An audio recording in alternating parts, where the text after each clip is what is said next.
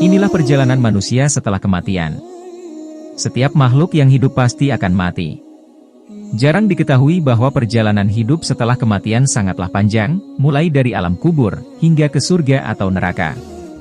Perjalanan panjang yang dibutuhkan manusia akan menentukan tempat terakhir, surga atau neraka.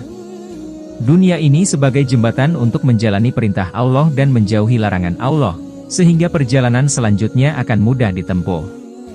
Namun, yang utama dari semua itu adalah Allah, Tuhan yang menciptakan segalanya. Inilah perjalanan manusia yang harus ditempuh setelah kematian.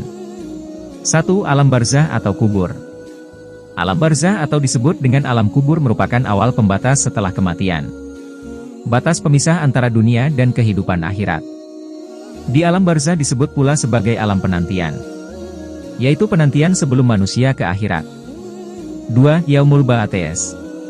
Yaumul Ba'ats memasuki suatu fase di mana setelah kiamat berakhir. Yaumul Ba'ats disebut juga hari dibangkitkannya manusia dari alam kubur. 3. Yaumul Mahsyar. Yaumul Mahsyar disebut dengan hari berkumpul.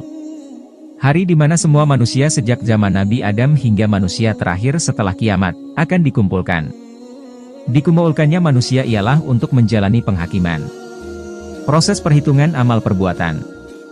Apakah seseorang lebih banyak melakukan kebaikan atau keburukan? 4. Yaumul Hisab atau Yaumul Mizan. Yaumul Hisab atau Yaumul Mizan disebut pula hari perhitungan. Hari perhitungan amal manusia saat di padang mahsyar. 5. Surga.